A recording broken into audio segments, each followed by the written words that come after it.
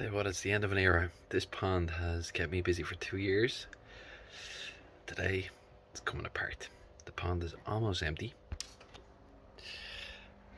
I've got some buckets here because there are some inhabitants here that have yet to come out. So, pond's almost empty, and it's at the point where I want to really get this kind of cleared out and dismantled. I do still have, and you can see along the back wall here, my goodness, there's so many isopods. So I'm going to get these guys out and into buckets, give them oxygen, keep them happy, and they're going to get transferred across to my other wetlands bog filter. But what I've had in here for the last couple of weeks, not even that long really, but they've been doing amazing, are some baby axolotl. Now I'm taking them out at the moment, but I just want to show you this because this has been like a perfect kind of grown on setup for them. And you can see, even though these are the really bright axolotl, they can still blend into that mud pretty quick. It has worms, it has isopods, it has all sorts of little critters for these guys to eat, and they've been doing exceptionally well in here. So I'm going to save all of the food source, but I do need to get them out because this tank, the aqueduct, is coming off here this evening, so I can break this pond down. So now what I need to do is, you can see this thing is still covered in isopods. Would you look at these chaps? I'll chill now. So this needs to come apart so I can access the filter underneath and break this down. So I'm going to work on getting these guys out here now. And the ultimate goal for these guys actually is going to be to put them into the pond. So I'll end up removing the window and I'll rebuild the pond, but probably only about maybe this deep. And it'll be a nice big walking around area for them, a little bit of depth. I might put an island in the middle or something like that, we'll see, or over in a corner, and have it kind of like the way the wetlands bog filter was, but with plants and stuff. A slightly terrestrial area on it as well, but give them lots of moving about space. So that's the goal. But before I do that, I need to get them out because I have a couple of buckets here already, and I need to keep this going and get these all out of here.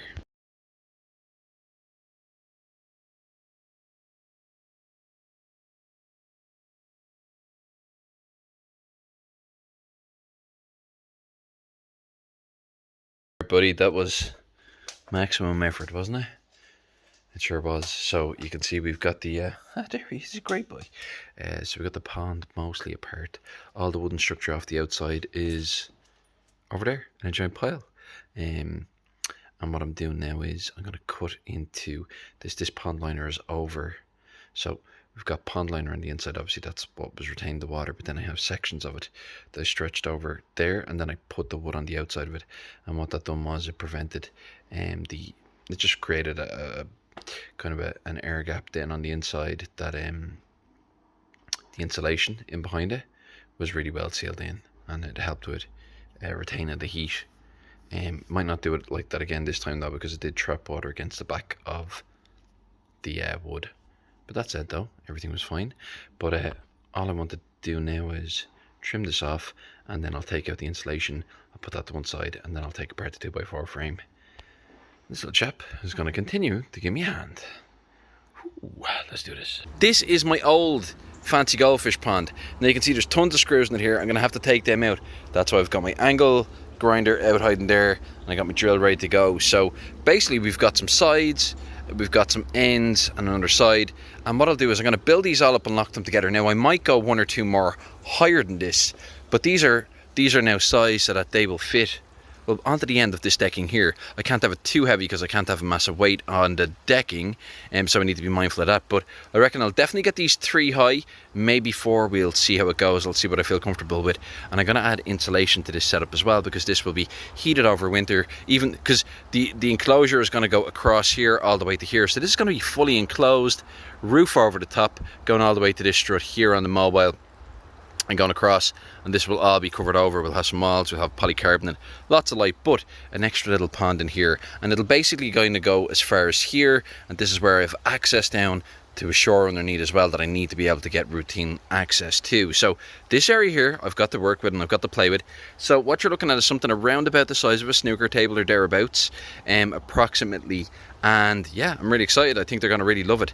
And what I'll do then is I'll line it like a pond, same as a mini pond, or a pond. I will line it, and then I'll be able to heat it. It will be insulated, and it'll primarily be filtered by plants, and 1 or 2 little air stones in it as well, or air sponge filters I should say. So yeah, that's what I'm working on here now at the moment. So what I need to do is, there are tons of these absolute murder screws now at the moment that need to come out, so I'm going to take those guys out, get these all cleared off, salvage this wood properly, and then it's all decking, so it's all still structurally perfect, everything's grand. But then what I'm going to do is I'll be able to come back and start putting pieces together. So what I'll do is I'll lock in these 3 pieces together, and then I'll put those onto one of the ends, and then I'll put some pieces here and here, lock them together, and I'll make basically each wall separately, and then I'll just attach them all together. And hopefully once we do that, we're well on the way to an axolotl pond. But yeah, gotta get stuck in, get these screws out. Okay, we're making progress. So I've got the frame put together and in place, and I've actually just locked all the ends in together and screwed them to each other. There's actually going to be very little depth on it, for like, in terms like compared to this big pond here, there won't be super pressure on it. So I'm happy enough to leave it just all screwed together. It'll be absolutely fine. And what I'm going to do now is I'm going to put some insulation in, so that, well, it just doesn't lose all the heat out to the environment over the course of the winter, because this will be kind of an internal area, but it's not going to be like super well insulated. So I'll have to put a heater in here over the winter, so I don't want to waste all the energy. So I've just started putting pieces in. I've got more pieces around. I've actually got tons more insulation, and I've just started putting it in place, making sure I've got enough. And I am going to start cutting pieces now and lay them out, and basically get them the same as the floor area here, and then the outside of it there, I'll be doing it. And basically I'll just be using a little openal, and I'll be cutting through the stuff. It's super easy to cut. You can cut it with a saw as well. Basically I'm just going to get that all around, and then I'll see if I've got enough tarp to do this. I'm hoping I do. If I have enough tarp to do this now, this will be like an entirely no cost project, which would be amazing. And I have a little bit of tarp, so I think fingers crossed I have enough to do this. I always say tarp, pond liner, PVC pond liner. I may have enough, but I'm going to get this in first. I'll cut it squared away and make sure that everything is all insulated, and then I'll be able to see if my liner is sizable enough to do this job. That would be amazing. To say that was a stretch to get that fitted in. I mean, I think I've made this by the skin of me teeth. I had to add a little block here. I added a basking area of extra insulation underneath, so that it would make its way up here, so that I could pin it. And I've got 1 or 2 temporary little kind of hooks on at the moment, just to keep everything in place, just so that it's not falling in on top of itself while it's filling. And I want to make sure everything's all right, that there's no holes in this or anything like that, because this is the spare offcut that I had, and I need to make sure that it's properly holding water. So far so good. Hopefully it stays that way. But I've barely made it to the top of this. Now I wouldn't fill it all the way up to the very, very, very tip top anyway. It'll be sitting a couple of inches below, but I wanted to cover all the insulation, just going around the sides and stuff like that as well. I don't have any insulation on this side. I do on the other sides though. But yeah, if it works, if this is okay, I have other bits that I can put over the top corners as trim. I'll do that, and then we've got ourselves a mini axolotl pond. I'll get sand tomorrow for this setup, because I like sand for the axolotls. Same stuff as I've actually got in the bottom of this pond. Isn't that right, buddies? And yeah, I like it. It's nice, it's bright. I have tons of Elodea densa and duckweed and stuff like that. I've actually got I have so much of it that I've taken out of systems, that I'll have more than enough to seed this, put a protective cover on it of duckweed for them, so that they can't be seen, and I'll put a net over it in the meantime anyway, because this would be easy pickings if something landed on it before it's boxed in. We'll be getting this entire system like all completely boxed in for the winter, so when they do go in here it'll be heated, but this entire environment will be heated, which I'm really excited about actually. It'll be a nice little spot to chill out over the winter when I'm here. And yeah, I think this is going to be good. Oh, I've done my measurements, exactly 600 litres with the bits that I've had to fill in, like taking into account the height that it's after coming up on the bottom with the insulation in it. And I was expecting it to be a little bit less, but 600 litres Sometimes it's amazing the volume that something can be. So I don't think I'd be too comfortable going any heavier than that on decking anyway. So far I'm really happy with the way things are going. Fingers crossed now this holds water overnight. There's no issues, and yeah, by the weekend I think we might have axolotl in here, which would be awesome. Yes, that'd be cool. So it's the next day, and I went and I managed to get a bag of sand. This is stuff I'm using. It's kiddie play sand, children's play areas. It's non-toxic. It's non-toxic, really small, super fine particles that if your axolotl ingests them, it will just pass straight through them, no problem. I'll show you what it looks like. The only problem is it's a bit cloudy when you get it, so I'm doing a bit of a water change here now at the moment. I've put it in, I rinsed it, doing a water change, and then it'll be perfect. So yeah, I've put some Elodea densa and some duckweed in, but this is the stuff that I'm talking about. It's a super fine grained sand, and it's what I've been keeping in with my axolotls, and it's been absolutely perfect. They have no issues with it whatsoever. You can see it's almost like, you know, like a dust. You wouldn't have this in any sort of a depth because it would become anaerobic, but when the water does clear, and you can see it's a little bit milky looking now at the moment, but I'll do a water actually before I actually, so I'm doing a water change here now. And what I'm going to do is I'm actually going to shift it over a little bit. I'm going to move it just a little bit because I actually want to get some internal wall here and help retain the heat even more. I want to move it in just a tiny bit, and then I'll work on getting it filled back up again. But 600 litre volume, and one bag of sand to do it a lot. Doesn't need, like I said, a deep amount of sand. And the Elodea densa that's in here and the duckweed that's in here are all covered in good bacteria, which is awesome. And there's isopods and wrigglers and stuff in there as well. So they will, so I'll try to leave a tiny bit of water in this rather than letting it go like bone dry. I won't take every last bit of it out, but yeah, doing a water change, and then once that's done, I'll move it over. Once it's empty, move it over, and then I will fill it back up again. So this is exciting. It's an absolutely gorgeous day, and I've got the axolotl over, and I've got them acclimated as well, so I'm ready to start putting them into this pond. Now the pond's not 100% finished, but I do want to get the axolotl in here because I had them in a temporary setup for now, and I've put them into some buckets, and I do want to get them in here kind of ASAP. And I'll be covering this over with a net then as well, just to make sure they're protected. These guys are pretty much going to blend in with the sand, particularly the small fellas, and then later on I'll work on moving the big fellas over. But I'll show you, we're going to get these in, and I'm super excited about this. Now we can see here, it is an awful lot clearer now today. Done a big water change. We've got Elodea densa, we've got duckweed, and we've got loads of little, we got worms and isopods and stuff in there, the same stuff that there's actually some of them at the bottom of these buckets, stuff that they've been eating and stuff. So I'm going to get these transferred across in here now, and then I'll come back later and I might have to make 1 or 2 cuts on wood and get the edges just locked in, but that's no big deal, we'll do that.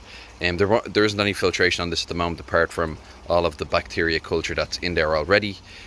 So I'll get working on that later as well. These are so small and such a big volume of water for them that they'll make no impact on it at the moment, but I do want to make sure I get that all sorted and squared away as well after. But for now I need to get that bucket and that bucket into the pond.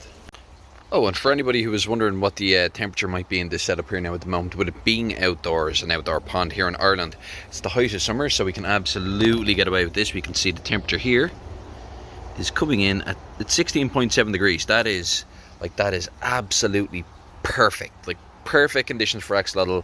Like 16 to 18 degrees is them at their absolute kind of happiest, but they'll do like, they can survive down to 10.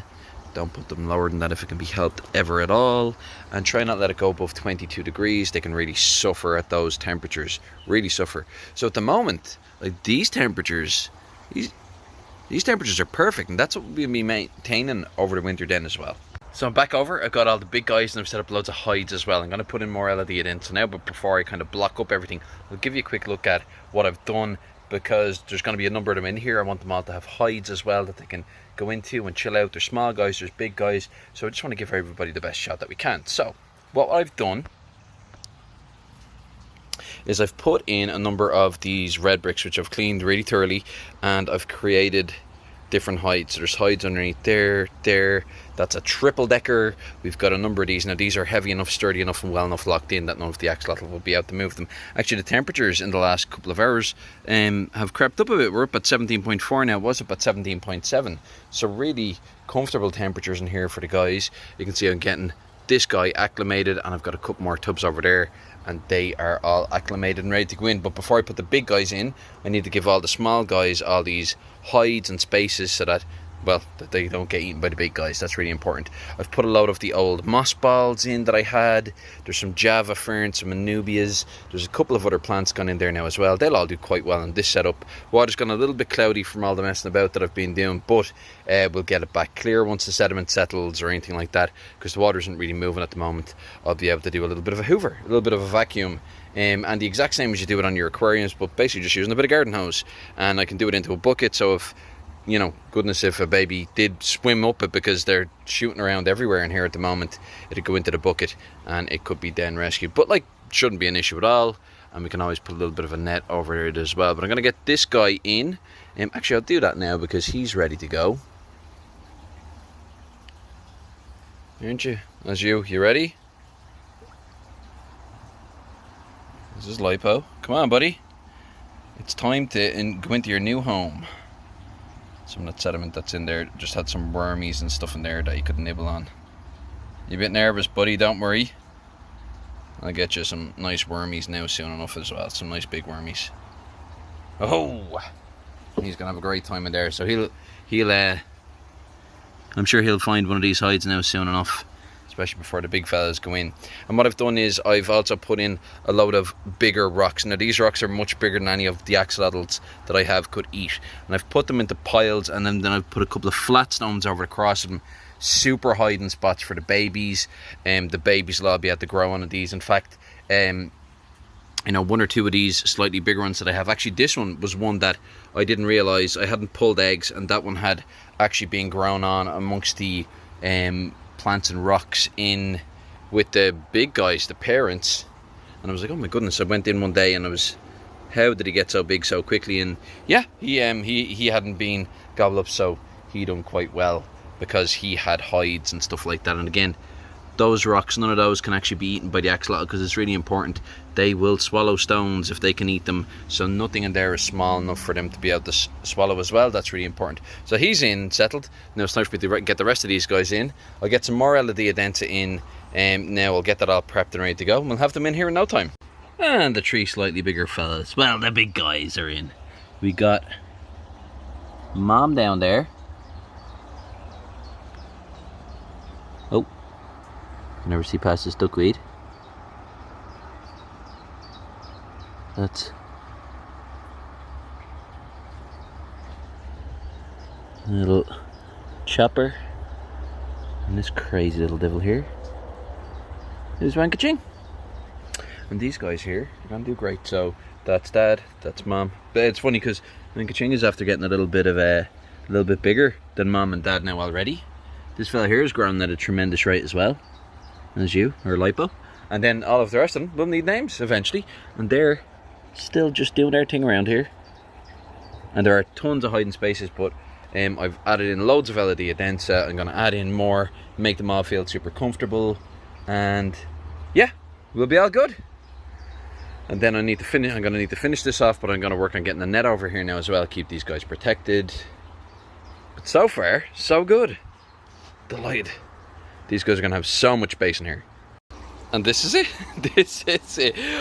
What I've done is, and the reason I've done it this time of the evening when the sun isn't out is because the couple of axolotl, the bigger axolotl, they haven't been outside. Now, their aquarium was relatively close to a north-facing window, so they experienced a certain amount of bright light and they weren't bothered by it, essentially. You know, you have to give them areas where they can hide and go when they want to relax. Absolutely, that is so important with axolotls. You can't just have lights on them all the time, and they're going to have that out here. So we have, I've just moved over some of my duckweed, LED Adensa, and all that other stuff here. And like, I mean, this is a good super thick dense layer. You can see how much is there. Like, this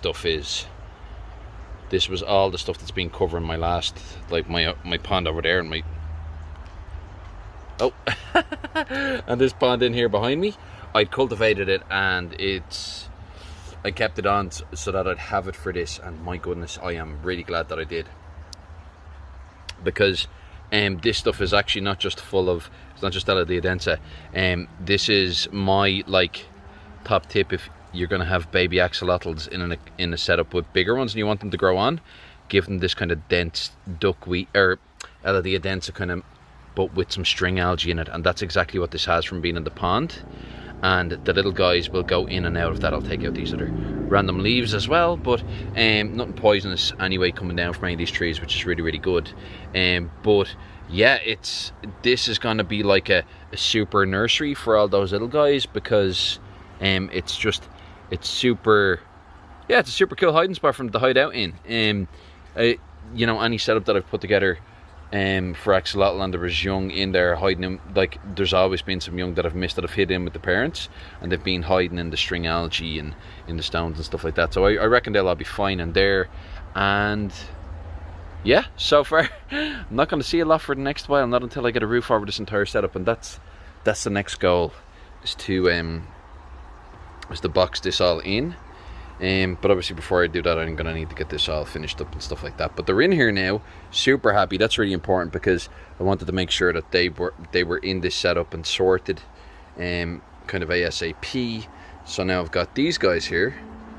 I've got all these guys over here, which are all doing fantastic. And of course we've got all these troublemakers in here. Not right, buddies? These have eaten all your duckweed. You know what? I just happen to have an arm covered in it. So let's put that in here and see if we can... Nope, still covered in duckweed. But you know what, guys? Some there for you to munch on. And they will. They do love duckweed. There had been some in the setup, but they're after devouring it. That's it. I'm going to leave it there for now. I'll come back with... a video update on what way I'm getting this one kind of finished off, ready for winter as well, because I'm in Ireland. It's going to be really important to kind of get this all sorted for the winter, because I'm starting to remember to watch this beam with my head. It's really important that like that setup is winter ready, and this entire setup is winter ready. This is insulated. We've got our 500 watt heater, and this one's ready to go for winter. And I have some material to make a window here as well, but this is going to be completely enclosed, this entire space. But yeah, if you're interested in seeing how I get this all kind of finished off and prepared for winter, yeah, hit the follow button. I've got I go live most evenings on TikTok, and I've got the Instagram, and it's the joy of aquascaping everywhere. And I'm on Discord as well, so if you're interested in kind of joining in the conversation, check that out as well. That link is on my link tree, which is on my TikTok page. But that's it. Axolotl pond. It is. Well, it's an axolotl pond now. Now it's just a case of making it look fancy. And we'll get that done pretty soon. But I'm going to get a net over it now and call it a day. For today. Next day, filtration, all the rest, that's all getting moved over. So maybe, you know, there might be another video update in the next couple of days. Long before I even get to the rest of boxing this in. Yeah, maybe an update to come pretty soon.